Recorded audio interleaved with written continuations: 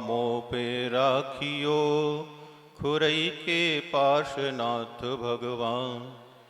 शांति वीर शिव ज्ञान सिंधु, विद्यासागर आचार्य हुए। विद्या गुरु की चेतन कृति से, समय सगर मुनिराज हुए। मूलाचार दिखे चर्या में, समय सारमय जीवन है। न्याय शास्त्र जिनके बचनों में, आध्यात्मिक ही चिंतन है। मोक्ष मार्ग का दिशा बोध दे, शिक्षा दे कर तार रहे। निर्यापक श्री समय सिंधु के, चरणों में मम माथ रहे। निर्यापक श्री समय सिंधु के, चरणों में मम माथ रहे। निर्यापक श्री समय सिंधु के, चरणों में मम माथ रहे। जय बोलो अनंतानंद सिद्ध परमेष्टि भगवान की। मूल नायक श्री आदिनाथ भगवान की। खुरई के बड़े बाबा श्री पार्श्वनाथ भगवान की। संत श्रोमणी आचार्य भगवान गुरुदेव श्री विद्यासागर जी महामुनि राज की। ज्येष्ठ श्रेष्ठ निर्यापक श्री मुनि श्री समय सागर जी महाराज की। पूज्य मुनि श्री प्रशस्त सागर जी, मल्ली सागर जी, आनंद सागर जी महाराज की। नगर गौरव मुनि श्री निराकुल सागर जी, निर्माण सागर जी महाराज की।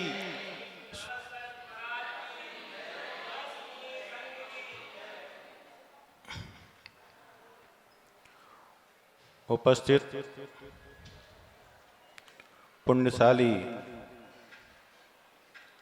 धर्मप्रेमी भव्यात्माओं,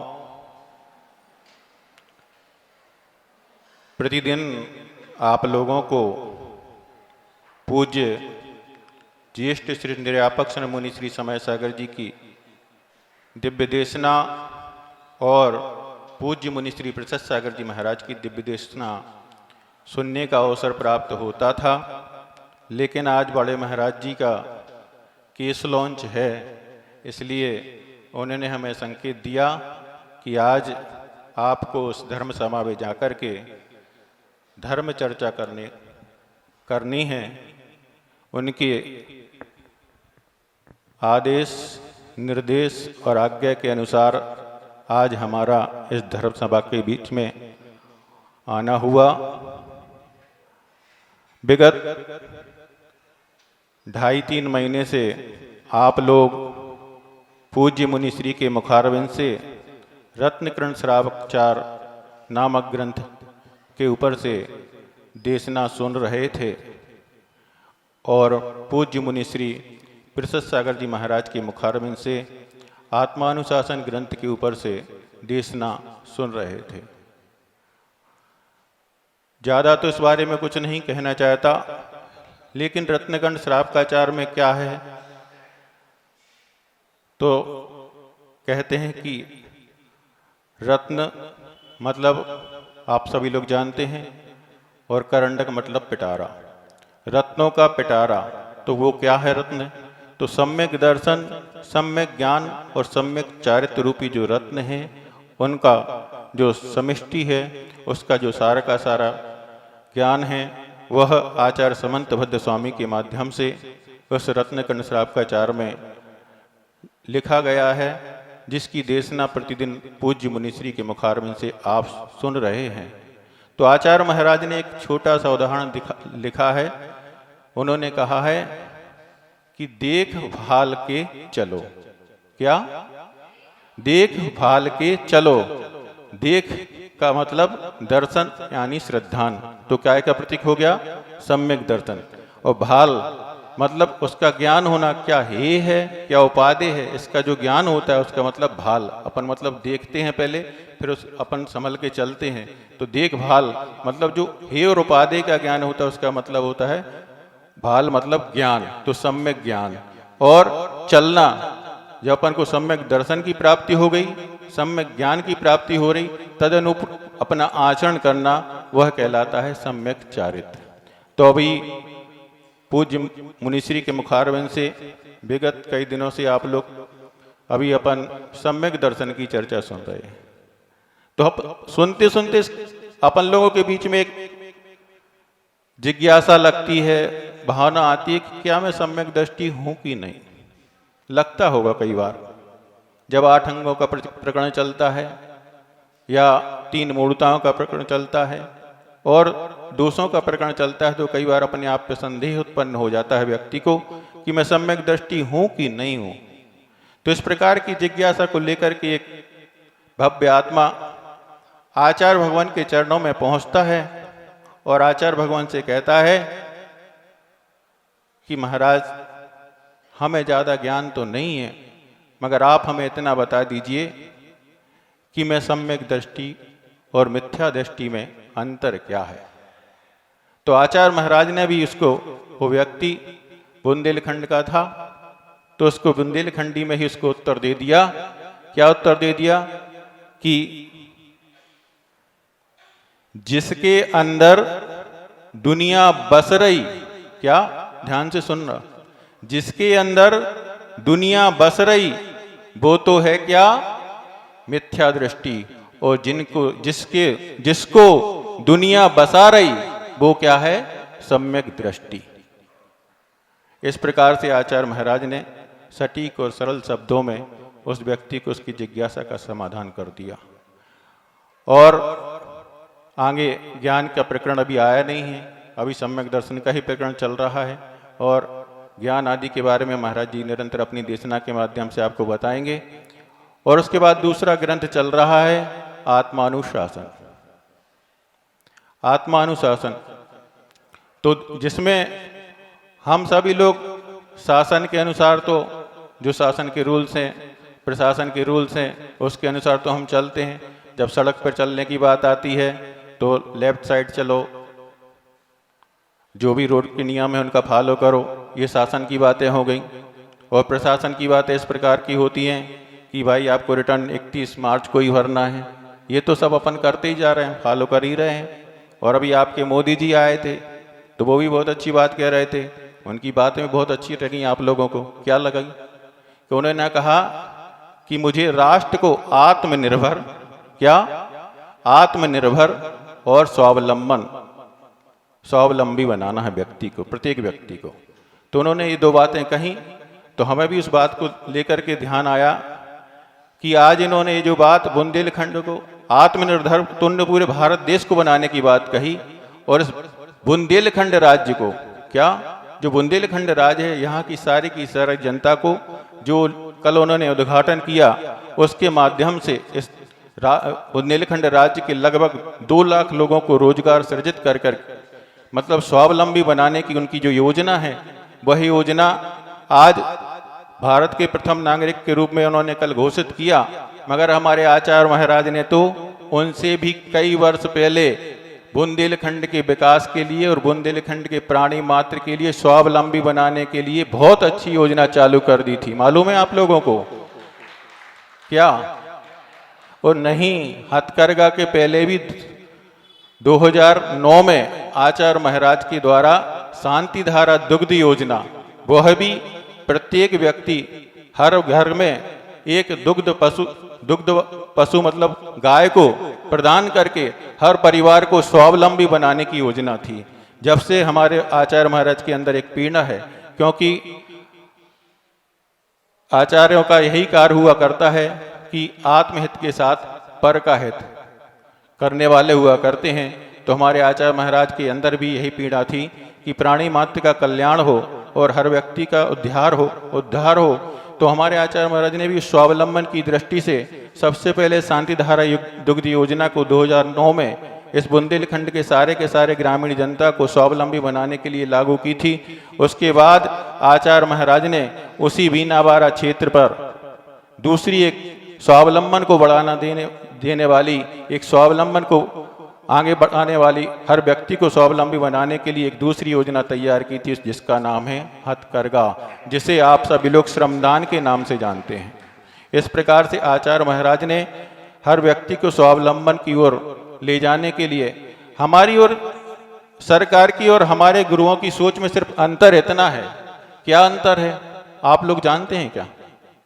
हमारे और शासन की सोच में सिर्फ अंतर इतना है कि शासन जो भी योजनाएं ला रहा है, माननीय प्रधानमंत्री जी जो भारत के प्रथम नागरिक हैं, उन्होंने जो योजना लाई कि हमें भारत को आत्मनिर्भर और स्वावलंबी बनाना है, तो उसके पीछे उनका उद्देश्य सिर्फ इतना है कि हमारे राष्ट्र के जो भी व्यक्ति हैं या जो भी मानव हैं, उन सब का जीवन का निर्वाह अच्छे से हो जाए। क्या? जीवन का निर्वाह अच्छे से हो जाए। मगर हमारे आचार्यों का, हमारे गुरुदेव का कहना यह है कि हमें व्यक्तियों के जीवन का निर्वाह तो करना ही है, साथ में उनके जीवन का निर्माण भी करना है। उपस्थित जो भी हमारे देश की जनता है, जो भी प्राणी हैं, उन सब के जीवन का निर्वाह तो हो, मगर उनके एक अच्छे जीवन का निर्माण भी हो, ताकि वो अपने इस निर्वाह से निर्माण की यात्रा करते हुए अपने इस मुक्ति पथ निर्वाण धाम को प्राप्त कर सकें। इस प्रकार की हमारे गुरुओं की देशना हुआ करती है। तो हमारे गुरुदेव ने स्वावलंबन को तो बढ़ावा दिया ही दिया, और साथ में वो एक बात करते हैं सक्रिय सम्यक दर्शन की। सक्रिय सम्यक दर्शन की हमारे जो स्वावलंबन के केंद्र खोले गए हैं, उनमें सारी जगह सिर्फ हमारी एक ही भावना रखी गई है कि एक ही प्रयास होता है कि जो भी हमारे स्वावलंबन के केंद्र या शांति धारा दुग्ध योजना है या जो भी हथकरघा है, उनके माध्यम से लोगों को सम्यक दर्शन की प्राप्ति हो, उनको अपना यथार्थ परिज्ञान हो, उनका अपना स्वरूप समझ में आए। इस दृष्टि से उनको शाकाहारी, अहिंसक और सप्त व्यसन त्यागी करके उनको सम्यक दर्शन की प्राप्ति हो सके, इस प्रकार की भूमिका प्रदान की जाती है बंधुओं। इस प्रकार से हमारे आचार्य महाराज लोगों को स्वावलंबन के साथ साथ आत्मनिर्भर के साथ साथ आत्मानुभूति कराना भी चाहते हैं, ताकि उसको उसका मुक्ति पद निर्वाण धाम की प्राप्ति हो। अब यहाँ बहुत दिन से सुन रहे थे कि इस नगर का नाम खुदा, राम और ईश्वर, इन तीनों जन के जो प्रथम अक्षर हैं, इन सब से मिलकर के बना हुआ है। खुदा का खू, राम का रा और ईश्वर का ई, इस प्रकार से मिलकर ये खुरई बना हुआ है। और कई लोग इस प्रकार भी कहते हैं, रोज सुबह सुबह सुनते हैं कि नंबर 1 खुरई। और कई लोग, थोड़ा सा बुरा लग सकता है आपको, इस प्रकार भी कहते हैं कि खुरई सबसे बुरई। तो अब हम समझते हैं कि यह तीनों वर्ड, तीनों शब्द किस प्रकार से हैं। तो हम चलते हैं इस ओर। तो हमें पूज्य जिस सागर महाराज जी की महाश्रमण की कुछ पंक्तियां स्मृति में आ रही हैं, उनको कह करके मैं अपने आगे का वक्तव्य प्रारंभ करूंगा। पथ भूले मानव को तुमसे, पथ भूले मानव को तुमसे शिवपथ का दिन मान मिला। पथ भूले मानव को तुमसे शिवपथ का दिन मान मिला। जिसने देखा उसे लगा बस, जिसने देखा उसे लगा बस, मानव में भगवान मिला। जिसने देखा उसे लगा बस, मानव में भगवान मिला। इस धरती के नौ प्रभात सम, इस धरती के नौ प्रभात सम, ज्योतिर्मय निर्ग्रंथ यति। इस धरती के नौ प्रभात सम, ज्योतिर्मय निर्ग्रंथ यति। देव मनुज भी गुरु से पाते, देव मनुज भी गुरु से पाते। दिशाबोध और सही गति, दिशाबोध और सही गति। बंधुओं, जब आचार्य महाराज का सन 1985 में प्रथम बार इस खुरई नगर में आगमन हुआ होगा, तो यहाँ की सारी जनता किस प्रकार से उनके दर्शन करने को लालित हुई होगी।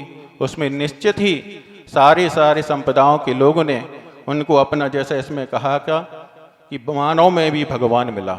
इस धरती के सारे लोगों को मानव में भी भगवान की मूर्त मिली है। उसी प्रकार से सारे के सारे संप्रदायों के अनुयायी, चाहे वो खुदा को मानने वाले हों, चाहे वो राम को मानने वाले हों, चाहे अन्य प्रकार से ईश्वर को मानने वाले हों, उन सब ने भी उन आचार्य भगवान को अपनी ईश्वर के रूप में स्वीकार किया था। क्यों किया था? क्योंकि आगम में एक पंक्ति, 2 लाइन आती, गाथा आती है, आत्मा प्रभावनीय रत्न तेजसा सततमेव, दान तपोजिन पूजा विद्याश्च जिन धर्मा। मतलब जिन्होंने रत्नत्रय रूपी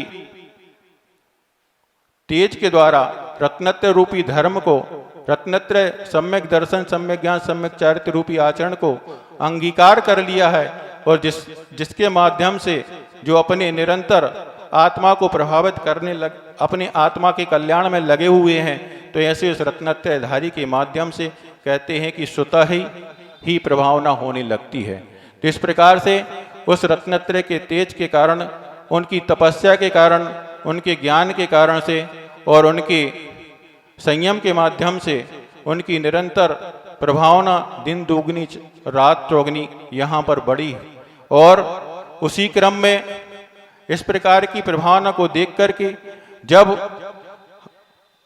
कुछ लोगों के मन में विचार आया कि कैसे हम अपने आत्मा का कल्याण करें, इस मानव जीवन का उत्थान करें, ताकि, और हमने अपने जीवन का निर्वाह तो कर रहे हैं, हम अपने जीवन का निर्माण कैसे करें और निर्माण करते हुए कैसे उस निर्वाण पद को प्राप्त करें।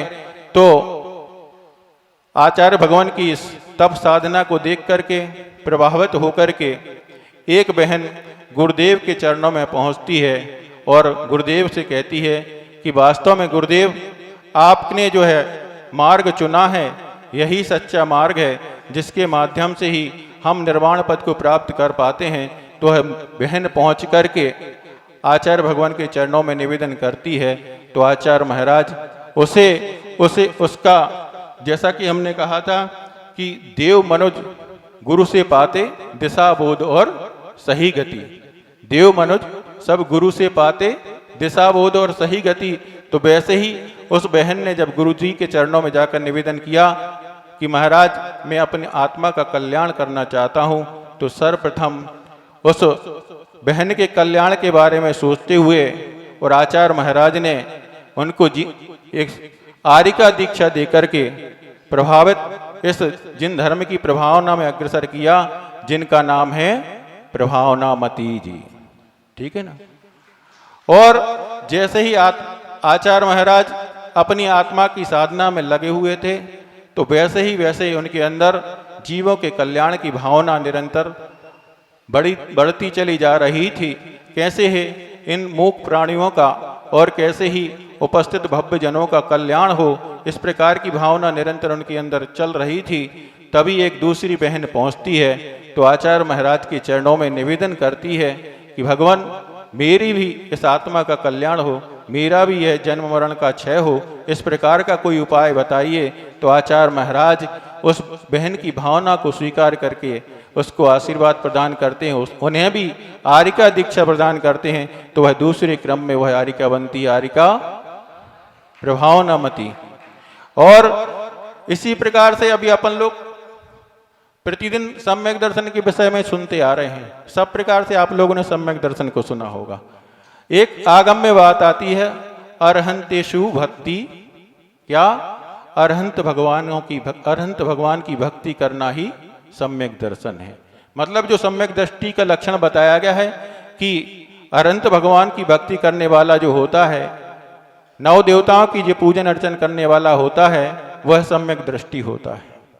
तो इस प्रकार से एक बहन के अंदर अपना जीवन का सारा निर्वाह करने के उपरांत वह जब अपने सारे कर्तव्यों का पालन करते हुए बहन गुरुदेव के चरणों में पहुंचती है, कहते हैं कि वो तो जिस प्रकार से मोक्ष मार्ग दिखाई नहीं देता, क्या मोक्ष मार्ग दिखाई नहीं देता, वैसे ही एक प्रकार का आपके यहाँ का यान होता है। क्या होता है जिसका मार्ग दिखाई नहीं देता? वो क्या है? वायुयान। ठीक है ना। तो वो बहन जैसे ही उसको मालूम पड़ा कि आचार्य महाराज आरिका दीक्षा दे रहे हैं, तो वो बहन वायुयान के माध्यम से कुंडलपुर में पहुंचती है और सीधे जाकर बड़े बाबा और छोटे बाबा के चरणों में निवेदन करती है कि हे भगवान, मैंने अपने जीवन का निर्वाह अच्छे से कर लिया है और मैंने अपने सारे परिवार के प्रति कर्तव्यों का पालन अच्छे से कर लिया है, तो मेरा भी आत्म कल्याण हो। ऐसी भावना जब गुरुदेव के चरणों में रखती है, तो आचार्य भगवान भी उसे आशीर्वाद देकर के आरिका दीक्षा प्रदान करते हैं। तो वह आरिका बनती है आरिका भक्तिमती। और भगवान की भक्ति कैसे करना चाहिए, भगवान की भक्ति कैसे करना चाहिए और भगवान के चरणों में कैसे जाना चाहिए। तो एक बहन जब सुनती है कि आरहंतेषु भक्ति, भगवान की भक्ति करने के लिए जब जाती है तो अपने मन में एक बहुत ही उज्ज्वल भाव लेकर के विनीत भावों के साथ भगवान की भक्ति के लिए प्रयाण करती है और आचार्य भगवान की देशना को सुनती है और गुरुदेव के वचनों को सुनकर के विनीत भावों के साथ गुरुदेव के चरणों में निवेदन करती है कि हे भगवान, मैं भी आपके बताए हुए इस मार्ग पर चलकर आपके स्वरूप को देखकर प्रभावित होती हुई मैं भी अपनी आत्मा का कल्याण करना चाहती हूँ। तो इस प्रकार उसने भी अपनी भावना रखी तो उस आरिका का नाम मिलता है क्या, विनीतमती जी। और उसके बाद में एक और बात आती है कि अपन कहते हैं कि हे भगवान, भक्ति में कई प्रकार के शब्दों का प्रयोग करते हैं कि हे भगवान, मैं आपके विनीत भावों के साथ और पुनीत चरणों की वंदना करना चाहती हूँ और अर्चना करना चाहती हूँ। तो वह बहन भी गुरुदेव के पुनीत चरणों में जाकर के उसी कुंडलपुर की पावन धरा में छोटे बाबा के चरणों में अपना श्रीफल ले जाकर के उनके पुनीत चरणों में चढ़ाती है और निवेदन करती है कि हे भगवान, मेरी भी आत्मा का कल्याण हो और मुझे भी सद्गति की प्राप्ति हो। मेरा निर्वाण और निर्वाह तो हो रहा है लेकिन मुझे निर्वाण पद की प्राप्ति हुई। इस भावना के साथ वो बहन भी गुरुदेव के चरणों में श्रीफल समर्पित करती है और निवेदन करती है। तो आचार्य भगवान भी उनको आशीर्वाद दे देते हैं। तो उनका नाम होता है आरिका पुनीतमती जी। और अभी हम लोग सम्यक दर्शन के बारे में सुन रहे थे, बहुत दिनों से सुन रहे हैं। और क्या होता सम्यक दर्शन प्राप्त करने से, क्या होता? तो आचार्यों ने कहा है कि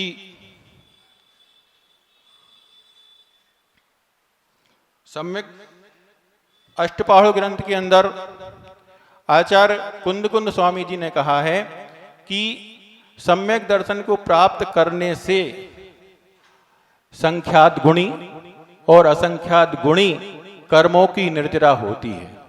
आप लोग ने तत्वार सूत्र में भी पढ़ा होगा, सम्यक दृष्टि नतिचारा, मतलब मिथ्या दृष्टि की अपेक्षा से संख्यात गुणी निर्जरा और असंख्यात गुणी निर्जरा किसकी होती है? सम्यक दृष्टि की। और उसके साथ साथ क्या होता है कि संख्यात गुणी और असंख्यात गुणी निर्जरा तो होती ही है, साथ में एक कार्य होता है कि जो भी संसार अवस्था में रहकर वह सम्यक दृष्टि जीव, संसार अवस्था में रहकर वह सम्यक दृष्टि जीव जो मेरु के समान पाप कर्मों का बंध करता है, तो सम्यक दर्शन के माध्यम से सम्यक दर्शन को प्राप्त करते ही असंख्यात गुणी कर्मों की निर्जरा करने से वह सारे के सारे वह मेरु के समान पाप धुल जाते हैं। तो इस प्रकार के उद्बोधन को, इस प्रकार की देशना को सुन करके एक बहन गुरुदेव के चरणों में पहुंचती और निवेदन करती है कि हे भगवान, मेरी भी जो संसार अवस्था में रह करके मैंने जो मेरु के समान असंख्यात कर्मों का बंध किया है, पाप कर्मों का बंध किया है, उनका क्षय कैसे हो और मेरी आत्मा का कल्याण कैसे हो, इस प्रकार का मार्ग प्रशस्त करें। वह गुरुदेव के चरणों में निवेदन करती है कि गुरुदेव, मेरी आत्मा का कल्याण आपके चरणों में हो। तो आचार्य भगवान भी उसको आशीर्वाद प्रदान करके उसके इस निवेदन को स्वीकार करते हैं, तो उनको आशीर्वाद देते हैं और उन्हें भी आर्य का दीक्षा देते हैं। उनका नाम होता है मेरुमती जी। इस प्रकार से हम सभी भगवान की भक्ति कर रहे थे, भक्ति कर रहे हैं और निरंतर इस प्रकार की साधना करते करते और इस प्रकार की देशना को सुन करके इन सभी आरिकाओं का मार्गदर्शन लेकर के और गुरुदेव का आशीर्वाद प्राप्त करने के लिए जिनके अंदर की सारी आकुलता मिट गई थी, क्या? जिनके अंदर की सारी आकुलता मिट गई थी और जिनके सारे के सारे विकल्प खत्म हो चुके थे और जिनके जीवन में चंदन सी शीतलता प्राप्त हो गई थी, जो कि निरंतर अरहंत भगवान की भक्ति में लगे रहते थे। कहते हैं ना अपन, संसारता विनाशनाय चंदनम निरपामती। इस प्रकार से उनके जीवन में एक शीतलता का अनुभव होने लगा था, क्योंकि इस प्रकार के सम्यक दर्शन को प्राप्त उन्होंने कर लिया था। उनके अंदर निरंतर आत्म कल्याण के भाव जागृत होने लगे थे, तो उनकी सारी की सारी आकुलताएं मिट गई थी और एक बहुत बड़े कुल में रहते रहते और बहुत बड़े कुल में रहते रहते ये खुरई सबसे बुराई लगने लगी थी। तो इसीलिए उन्होंने गुरुदेव के चरणों में जाकर निवेदन किया कि गुरुदेव मेरे आत्मा का भी कल्याण आपके माध्यम से हो, मेरा मोक्ष मार्ग प्रशस्त हो। इस प्रकार की भावना को लेकर के रामटेक के शांतिनाथ भगवान के चरणों में जाकर के उन्होंने शांतिनाथ भगवान के चरणों में और पूज्य छोटे बाबा के चरणों में अपना श्रीफल समर्पित करके निवेदन किया कि हे भगवान मुझे भी आशीर्वाद प्रदान करके जैनेश्वरी दीक्षा प्रदान करके ऐसे वो इस नगर के गौरव पूज्य मुनि श्री निराकुल सागर जी महाराज। अब इसके बाद आता है किनका नंबर? हमारे संगस्थ मुनि श्री निर्माण सागर जी। उनकी बहुत दिनों से भावना थी, तो वो सब हम सबको खुद चलकर कहाँ, खुद चलकर या खुदाई, बुंदेलखंडी में क्या बोलते, खुदाई चल करके पूज्य गुरुदेव की आज्ञा प्राप्त करके पूज्य बड़े महाराज जी के साथ खुरई में आए हैं। क्यों आए हैं मालूम है आप लोगों को? क्यों आए हैं? क्योंकि जिस प्रकार उनके जीवन में खुरई बुराई लगने लगी थी, ऐसे ही आप सभी को भी यह खुरई बुराई लगने लगे। क्योंकि जीवन के निर्वाह की कला तो आप बचपन से सीखते आ रहे हैं, जीवन के निर्माण की कला तो आपको शिक्षकों ने भी सिखा दी है और अन्य गुरुओं ने भी सिखा दी है, मगर उस निर्माण की कला सिखाने के लिए खुरई में आए हैं कौन? निर्माण सागर जी महाराज जी। तो ऐसे पूज्य निर्माण सागर जी महाराज के बारे में क्या कहूँ बंधुओं, वो तो आपके नगर में एक श्रवण कुमार की तरह रहे हैं। कैसे रहे हैं? श्रवण कुमार की तरह, जिन्होंने आदि से लेकर के अंत तक सारा का सारा जीवन अपने माता पिता की सेवन में व्यतीत कर दिया। एक श्रवण कुमार की भांति में रहने वाले वह निर्माण सागर जी महाराज, जब उनकी मां का देहावसान हो जाता है तो उनके अंदर एक विचार आता है कि अब मैं क्या करूं, अब मैं क्या करूं। तो जब उनके अंदर ये विचार आता है कि अब मैं क्या करूं, तो स्वप्न में उनके गुरुदेव आया करते हैं। क्या? स्वप्न में उनके गुरुदेव आते हैं और वह कहते हैं कि देखो बेटा गलत मार्ग को नहीं अपनाना। क्या? देखो बेटा गलत मार्ग को नहीं अपनाना। तो गुरुदेव ने भी उनको बुंदेलखंडी में 2 शब्द कहे। क्या कहे? कि देखो जीवन में याद रखना कि अपने को गेल नहीं चलना। समझ गए क्या कहा बुंदेलखंडी में? गेल नहीं चलना। और इस प्रकार उनके कानों में यह शब्द सुनाई देते और उनकी नींद खुल जाती है। और प्रातः काल की वेला में उनके मन में विचार आता है कि हमें अपने जीवन में इस प्रकार से बुरे कार्य या गेल मतलब गलत रास्ते को, गलत मार्ग को नहीं चयन करना है। तो उनके मन में विचार आता है। तभी सांगानेर में पूज्य सुधासागर जी महाराज के आशीर्वाद से, उनके सानिध्य में, वहां पर जिन प्रतिमाओं का भूगर्भ से निकलने वाली जिन प्रतिमाओं का क्या चल रहा था? महामस्तकाभिषेक चल रहा था। तो नगर के कुछ लोग वहां जा रहे थे, तभी उनके मन में विचार आता है कि मुझे भी उस महामस्तकाभिषेक में जाना चाहिए। और उन्होंने अपने घर में अपने बड़े भाइयों को बगैर बताए अपनी तैयारी कर ली। और अब वहां तक जाना है तो क्या करें? अब बुंदेलखंडी हैं, जाने के पहले सब कुछ सोचते हैं और तौलते हैं। तो उन्होंने क्या किया कि भाई वहां तक जाना है तो रास्ते के लिए कुछ खाने पीने की व्यवस्था करनी पड़ेगी। तो उन्होंने अपने घर में बगैर बताए और अकेले ही क्या बना ली? पुड़ियाँ तैयार कर ली, जिन्हें बुंदेलखंडी में क्या बोलते हैं? लुचई। अब वे उन पे जैसी बनी टेढ़ी टापटी उनने बना ली और डिब्बा में रख ली। और जैसे ही उनने वो अपना बैग तैयार किया और बीना जाकर के पहुंच गए, वहां जाकर मालूम पड़ा कि वो सांगानेर जाने वाली ट्रेन छूट गई है। तो अब क्या करें? तो उनके मन में तो यही विचार था कि हमें गैर गैल नहीं चलना।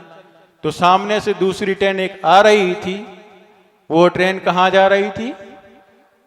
वो ट्रेन कहाँ जा रही थी? नहीं मालूम आप लोग को?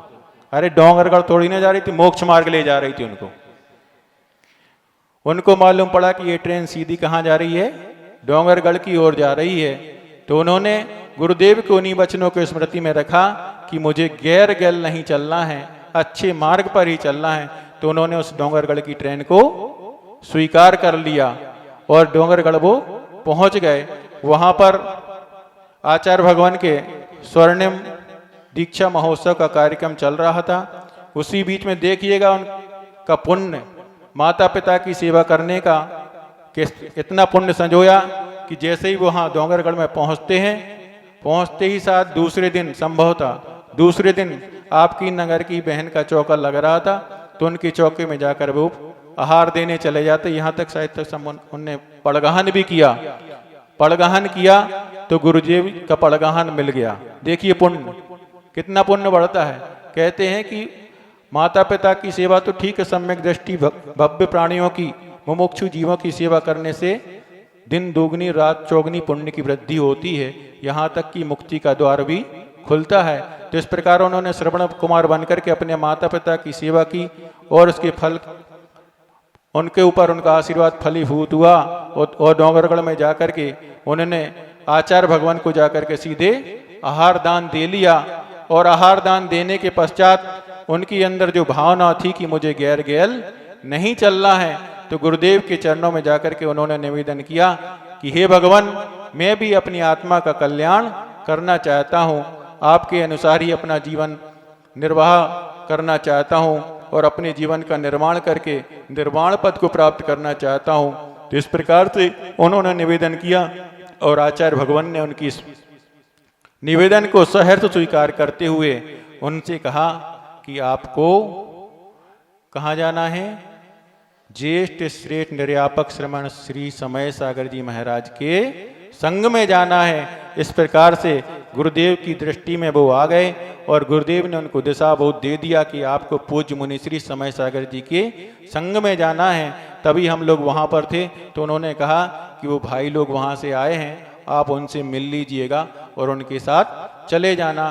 तो हम लोग उस संयम स्वर्ण महोत्सव का कार्यक्रम देख करके पूज्य निर्माण सागर जी ने कहा कि हमें घर के कुछ काम हैं, इसलिए मैं घर जा रहा हूँ, घर के सारे काम निपटा करके आप लोगों के साथ अशोकनगर पहुँच जाऊँगा।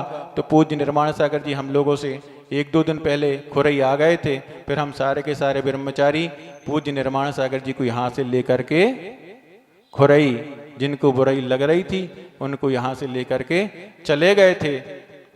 हम आपके निर्माण सागर जी को तो नहीं, सतीश भैया को ले गए थे, समझ गए। और सतीश भैया को ले गए थे, वो इतने पुण्यशाली थे कि उनने पूज्य महाराज जी के चरणों में रह करके पूज्य महाराज जी के निर्देशानुसार अपने व्रतों का पालन करते हुए, अपनी साधना करते हुए अपने जीवन का कल्याण करने के लिए पूज्य गुरुदेव के चरणों में हम सभी ने मिलकर के ललितपुर की धरा पर निवेदन किया और पूज्य गुरुदेव ने हम सब की बात को सुना और हम सभी को जैनेश्वरी जिन दीक्षा प्रदान की। तो उसके बाद हम जो आपके सतीश भैया जी को यहाँ से ले गए थे तो वापिस भी लाए थे, मगर कब लाए थे? दीक्षा के बाद हम 10 मुनियों में यदि सर्वप्रथम अपनी जन्मभूमि में कोई गया था तो कौन थे? वो निर्माण सागर महाराज जी, जो सर्वप्रथम अपनी जन्मभूमि आए थे, निर्माण सागर महाराज जी। इस प्रकार से हमने आपके जो भी नगर गौरव थे उन सब की गाथा सुनाई। अब आगे बात चलती है कि ये इन सब ने तो अपना कल्याण कर लिया, इन सब का तो कल्याण हो गया। अब निर्माण सागर जी हम सबको लाए क्यों हैं और बड़े महाराज जी क्यों आए हैं? तो आचार्य महाराज हमने सबने सुन लिया कि खुदा और राम को मानने वाले सारे के सारे लोगों ने एक ऐसे मानव के रूप में भगवान को देखा था, ठीक है, जिनने अपना ईश्वर स्वीकार कर लिया था। खुरई सबसे बुराई किनको लगी उनके बारे में सुन लिया। अब नंबर आता है किसका? नंबर 1 खुरई। तो नंबर 1 खुरई क्यों है? नंबर 1 खुरई इसलिए है क्योंकि इस योग के ज्येष्ठ श्रेष्ठ और नंबर 1 आचार्य संत श्रोमणी आचार्य भगवान गुरुदेव श्री विद्यासागर जी महाराज की असीम अनुकंपा और कृपा सबसे ज्यादा यदि कहीं बरसी है तो खुरई नगर के ऊपर बरसी है। मेरी स्मृति में यहाँ के बताए लोगों के अनुसार आदि सर्वाधिक आचार्य भगवान के संघ के चातुर्मास आदि किसी शहर में या किसी नगर में हुए हैं तो उसका नाम है खुरई। और सबसे बड़ी बात तो ये है कि जैसा कि एक हाई को गुरुदेव ने दिया है, गुरु ने मुझे गुरु समय दिया प्रभु बनने। समझ गए?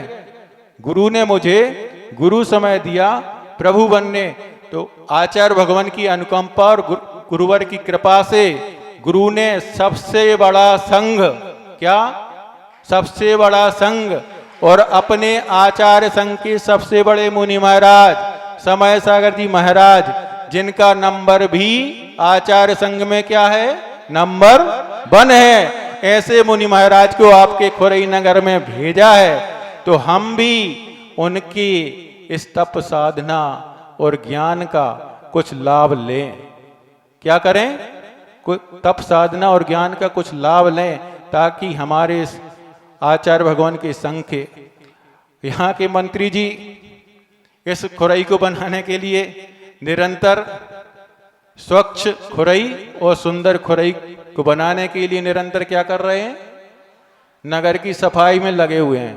काहे की सड़कों की सफाई में लगे हुए हैं, फिर भी सफाई नजर नहीं आ रही है। वैसे ही हमारे आचार्य भगवान भी आप सभी भव्य प्राणियों की कर्मों की सफाई हो जाए, अंतरंग परिणाम उज्जवल हो जाए, आपका राग द्वेष खत्म हो जाए, इस भावना को लेकर के निरंतर आचार्य संघ के साधुओं को भेजते रहते हैं। और इस बार तो उनने अनुकंपा करके नंबर 1 साधु आचार्य भगवान की कृपा से ज्येष्ठ श्रेष्ठ प्रथम निर्यापक श्री श्री समय सागर जी आए हैं। तो हम तो यही मानेंगे कि आप लोग अभी तक सोते रहे कोई बात नहीं। क्या अभी तक सोते रहे कोई बात नहीं। जिस प्रकार भादों के महीने में और सावन के महीने में क्या बारिश होने से मेंढक टर्र टर्र करने लगते हैं, तो ऐसे ही अवसर आप सबके बीच में आ गया है, क्या बधैया बनने का। क्या बधैया बनने का। तो मेरी तो यही भावना है कि अभी 16 कारण भावना पर्व तो चल ही रहा है, तो जो लोग 16 कारण भावना भा रहे हैं वो हमारी तो यही भावना है कि निश्चित ही वो तीर्थंकर प्रकृति के योग अपने परिणाम बनाएंगे। तब भी जब भी उन्हें तीर्थंकर का पाद मूल प्राप्त होगा तो इस प्रकार की 16 कारण भावना भा करके अपना आत्म कल्याण करेंगे।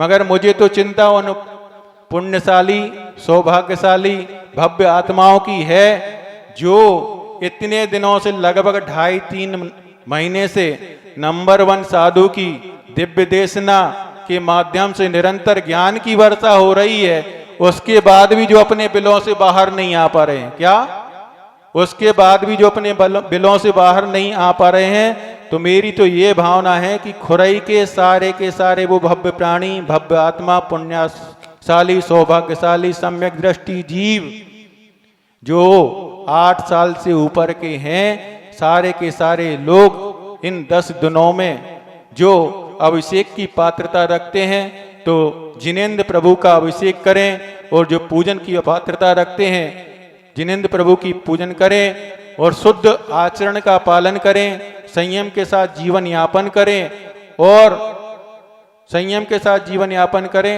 और अपना आत्म कल्याण करें। क्योंकि आचार्यों ने कहा है कि अपने जीवन में से इस प्रमाद को हटाना है और अपने कर्मों का क्षय करना है, अपने इस आलस्य भाव को हटाना है, तो इन 10 धर्मों की छत्र छाया जरूर अपनाना पड़ेगी। जो आने वाले 10 धर्म हैं इनको जरूर स्वीकार करना पड़ेगा और अरहंत प्रभु की भक्ति करने का शुभ अवसर आप सभी के बीच में आ रहा है। तो ऐसे अवसर को ना गवाएं। इतने बड़े साधक आपके नगर में आए हैं, उनका बहुमान रखें और आज ही से अपने घरों में जरूर बता दें कि 8 साल से बड़े जितने भी बालक बालिका और जो भी श्रावक श्राविका हैं सभी को शुद्र वस्त्र धारण करके प्रतिदिन 10 लक्षण पर्व में यथायोग पूजन अभिषेक करना है। और ऐसे ज्येष्ठ श्रेष्ठ निर्यापक श्रमण की अपन को दिव्य देशना सुन करके अपने कर्मों का क्षय करना है और अपने जीवन का निर्वाह तो हो ही रहा है। बंधुओं, जीवन का निर्वाह तो पशु पक्षी भी कर रहे हैं, मगर ऐसे साधुओं के माध्यम से हम सभी को जीवन के निर्माण की कला सीखना है। क्योंकि कौन आए हैं आपके नगर में? निर्माण सागर जी। तो उनके माध्यम से, ऐसे गुरुओं के माध्यम से निर्माण की कला सीख करके अपने जीवन में उस मुक्ति रमा को वरना है, उस निर्माण पद की प्राप्ति को करना है। तो आचार्यों ने पूजन का स्वरूप बताते हुए 4 प्रकार की पूजन कही है। 4 प्रकार की पूजन कही है। तो उसमें एक पूजन का नाम है सदार्चना, मतलब नित्यमय पूजन, और दूसरी पूजन का नाम है चतुर्मुख पूजन, जो कि किनके द्वारा होती है? मुकुटबद्ध राजाओं के द्वारा होती है। और तीसरी पूजन का नाम आता है कल्पद्रुम पूजन, और चौथी पूजन का नाम होता है अष्टानिक पूजन, या पर्वों पर की जाने वाली विशेष पूजन। तो ऐसे ही हमारे बीच में कौन से 10 लक्षण पर्व आने वाले हैं, और 16 कारण पर्व तो चल ही रहे हैं। इसके बारे में अब ज़्यादा बताने की आवश्यकता नहीं है, समय तो हो गया है। तो ऐसे 10 लक्षण पर्व में हम सभी को आना है, और अपने आप सारे परिवार को लाना ही, और साथ में पई पाने चूल से आ जाओ तो सोने में सुहागा हो जाएगा। क्योंकि दीनेन्द्र प्रभु की पूजन तो करना ही है, और साथ में जैन धर्म का सारा का सारा सार जिसमें छुपा हुआ है, ऐसा तत्वार सूत्र ग्रंथ की वाचना हम सभी को सारा का सारा, सारी की सारी दुनिया, सारे के सारे जो भी श्रावक श्राविका और साधु हैं, आचार्य संघ के जितने भी साधु हैं, सारे के सारे साधुओं को मालूम है तत्वार सूत्र जैन धर्म का सार किसने बताया है? मालूम है? जैन धर्म का सार तत्वार सूत्र ग्रंथ सारे के सारे साधुओं को, हम तो ठीक हैं, सारे के सारे संघ में जितने साधु हैं सभी साधुओं को पूज्य ज्येष्ठ श्रेष्ठ निर्यापक श्रीमान मुनि श्री समय सागर जी महाराज के द्वारा ही सर्वार्थ सिद्धि और तत्वार सूत्र का पाठ शुद्ध और उसका भावार्थ कराया जाता है। तो हम भी अपना पुण्य और सौभाग्य मान करके उनके मुखारविंद से उस तत्वार सूत्र की देशना को सुनेंगे और अपने जीवन जैन धर्म के सार को समझेंगे और अपने जीवन का कल्याण करेंगे। और हम कह रहे थे कि नित्यमय पूजन, तो आचार्य ने अष्टद्रव्य के द्वारा जो पूजन की जाती है उसको तो सदार्चना पूजन नित्यमय पूजन कहा ही है, जो प्रतिदिन की जाती है। मगर आदि पुराण में जिनसे महाराज ने भी एक प्रकार से व्याख्या की है कि जो जिनालयों का निर्माण कराता है, जिन प्रतिमाओं का निर्माण कराता है, या इस प्रकार के आयतनों के लिए अपनी भूमि आदि दान देता है, वह भी नित्यमय पूजन का क्या होता है? अनुयायी हुआ करता है। और उन्होंने तीसरी बात एक और कही है कि जो प्रतिदिन मुनियों को दान और क्या देता? दान पूजन करता है, वह भी सदार्चन मतलब नित्यमय पूजन के पुण्य का भागी हुआ करता है। तो आचार्य भगवान की दिशाबोध से आप सभी पुण्याशाली धर्मात्मा जीवों ने भी आचार्य भगवान की भावना के अनुरूप खुरई नगर में भी एक नंबर 1 कार्य करने का सौभाग्य प्राप्त किया है, कि वह ये है कि भारतवर्ष में जितनी भी रेलवे ट्रैक हैं या रेलवे लाइन है, सिर्फ एक ही रेलवे ट्रैक ऐसी है जो बिना कटनी रेलवे ट्रैक है, जिसमें कि जिन बिंब के दर्शन ट्रेन से यात्रा करने वाले सारे के सारे यात्रियों को हुआ करते हैं।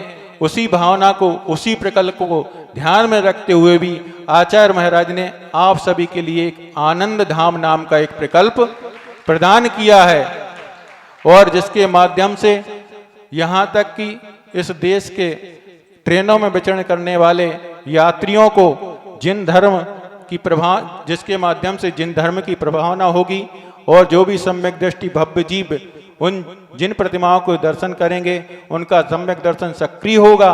तो ऐसे इस आनंद धाम के लिए हमने कहा कि हम पूजन नहीं कर पा रहे कुछ कचाचित, तो अपने दान का सदुपयोग करके उस जिनालय में निर्माण के लिए अपने दान राशि दे करके या जिन प्रतिमा बनवा करके और भूमि आदि दान दे करके इस प्रकार से नित्यमय पूजन का लाभ ले सकते हैं।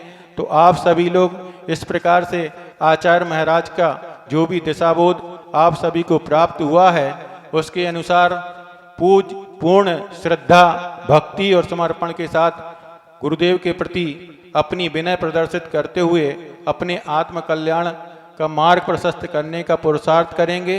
क्योंकि आगम में आप लोग पूजन में कहते ही हैं कि दान दे मन हरस विसेखे। क्या?